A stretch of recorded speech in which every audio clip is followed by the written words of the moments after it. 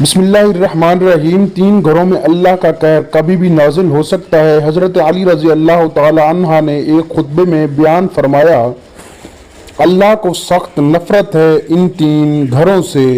Number 1, जिस घर में औरत की आवाज़ मर्द से ऊंची हो जाए, उस घर को 70,000 फरिश्ते लानत भेजते हैं। नंबर 2, जिस घर में किसी के हक का मारा हुआ पैसा जमा हो और उस मारे हुए पैसे से घर की रोशनी और तकब्बुर हो।